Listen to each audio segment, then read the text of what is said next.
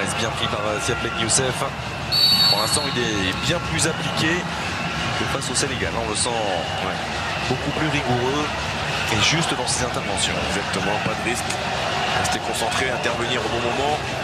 Pas prendre de risque dans la relance, c'est ce qu'on demande à un défenseur. Sliti avec Msakni, le bon contre orienté. Msakni vers Wabi Kazri derrière. Bon retour de Fawzi Goulam. Voilà ce qu'on demande à Msakni, de se mettre dans une bonne position, trouver les bons angles de passe. Là c'était pour Kazri. Attention à cette possibilité peut-être pour Ferjani Sassi qui était venu s'intercaler. La seule chose qui me dérange chez Msakni aujourd'hui, c'est qu'à chaque paire de balles ou chaque fois qu'on a pas donné le ballon, il lève les bras au ciel. Il s'agace tout le temps. Et ça, c'est pas un bon signe. C'est en termes de positivité là, dans une équipe. Voilà, tout le monde peut louper. Il faut aller vraiment travailler ensemble. Voilà. Msakni a parfaitement servi avec le petit couche de sang. En faveur de la Tunisie, Youssef Msakni avec de la réussite certes, mais ça fait partie du jeu. C'est lui qui permet aux Aigles de Carthage de débloquer ce derby du Maghreb. Ouais, qu'est-ce qu'il a?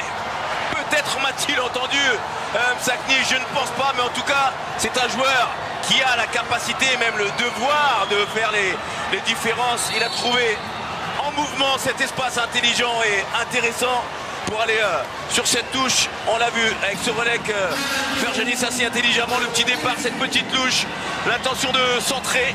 L'intention a été récompensée pour les Tunisiens et Msakni. Et ça va certainement faire plaisir à Adel Chedli qui avait aussi fustigé un petit peu la performance au premier mi-temps du milieu de terrain de l'Ekriwa au Qatar. C'est terrible. C'est terrible pour Aïssa Mandi, le capitaine des Fennecs. C'est lui qui vient tromper Malek Asla sur ce centre de Youssef Msakni. Mais que dire de la petite louche de Ferjani Sassi pour lancer Msakni qui derrière fait la différence avec beaucoup de réussite, c'est vrai, mais permet à la Tunisie de mener 1-0. Slimani, là ça va. On va essayer de calmer un petit peu tout son monde parce que c'est un derby, on l'a dit, et pour l'instant c'était assez calme. Plus le temps va passer et ça commence à monter. Ça va être l'ami des Tunisiens et l'ennemi des Algériens s'ils n'arrivent pas à revenir au score. Et je peux vous dire que c'est pas la tension qui va baisser, hein. Notamment ces duels dans la surface de réparation, et ça dure depuis la première minute de jeu. Et attention Naguez, il avait oublié un peu le marquage de Slimani. Ghezal s'est bien frappé, s'est boxé des 2 points par Matlouti. Pas de prise de risque du côté de Msakni qui allonge le plus loin possible. La tête de couleur elle est manquée. Cette remise de la tête avec Kazri. Kazri qui peut contrôler. Kazri approché. Wabi Kazri penalty en faveur des Aigles de Carthage. Et peut-être le carton rouge pour Fawzi Goulam. Suite à cette remise de la tête manquée à destination de Malek Asla. Oh, c'est terrible pour les Fennecs. Il regarde l'emplacement, monsieur Camille, l'emplacement de la faute pour déterminer la couleur du carton. Ça peut être terrible pour les Algériens. Ça peut être terrible.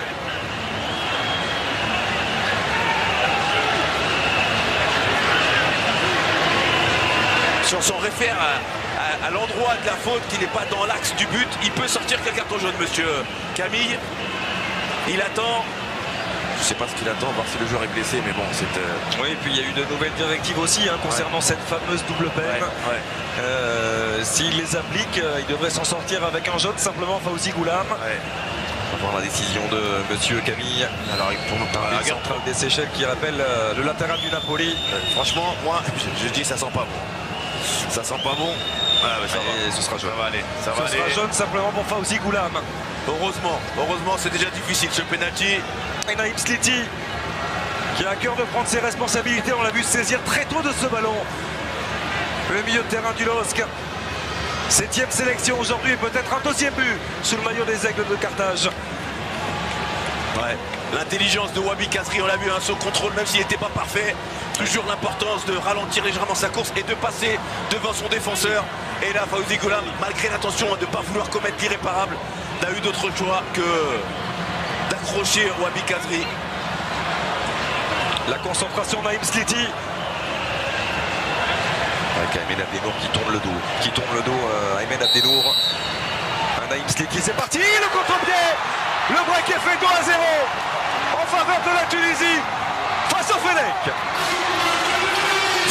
Coup de tonnerre par rapport à ce deuxième but qui vient assommer les Algériens. Mais la physionomie était quand même dans le sens de ces Tunisiens. Malgré cette erreur de Fawzi Goulam, on la revoit.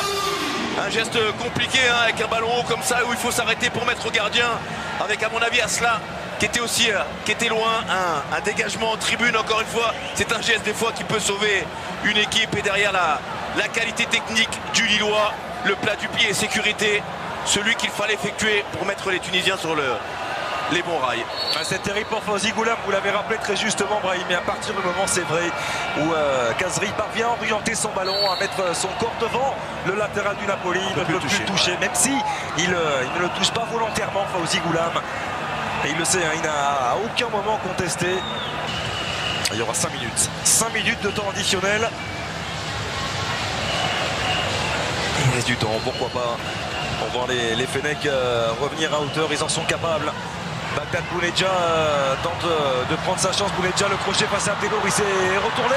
Abdelnour qui relance mal ce ballon dans les pieds de Mahrez.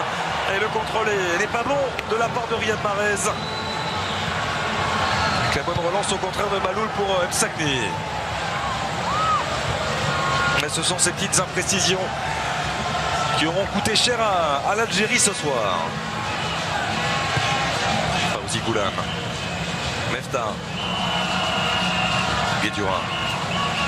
Ça, de Tunisien, Adel Guedioura, c'est superbe, il a fait la différence. Mahrez pour retrouver Adel Guedioura, le centre en retrait. Avec Sofiane Ali. Oh, il a maintenant ajusté Sofiane Ali. Et il vient complètement relancer les Fennecs. Dans ce temps additionnel, il restera encore 5 minutes quasiment à jouer. Sofiane Ali, le milieu de terrain d'Anderlecht, qui permet à tout le peuple vert d'y croire encore. Ouais, très très belle entrée de la part de Sofiane Ali. Encore ce bon travail, on l'a vu sur le côté droit. Et ce plat du pied, brosser cette frappe intelligente de la part de Sofiane Ali pour venir donner un espoir aux Fennecs dans cette fin de match face aux Tunisiens qui pour le moment gardent cette victoire dans la poche. Et ça nous laisse présager d'une fin de match complètement folle. Vers Slimani. Ouais, deuxième ballon d'Ali Yacoubi. Naguez. Bien joué. Pas de risque de la part de Naguez, il a raison. Il a fait un bon match, Naguez aussi, son côté droit, très présent. Et il reste 20 secondes dans le temps additionnel. On ne tient plus en place du côté des deux bancs. La longue remise en jeu de Fawzi Goulam. Tête d'Ali Yacoubi. Ouais, là ça peut faire mal. Là ça peut faire mal avec Msakni. Msakni qui lance Kélissi en jeu. Il aurait peut-être dû y aller tout seul chercher. En tout cas, y aller tout seul Youssef Msakni. Et on en restera là. La joie de tous les Tunisiens. La Tunisie qui s'impose de but à 1 dans ce derby du Maghreb face à l'Algérie. La Tunisie se relance complètement dans ce groupe B.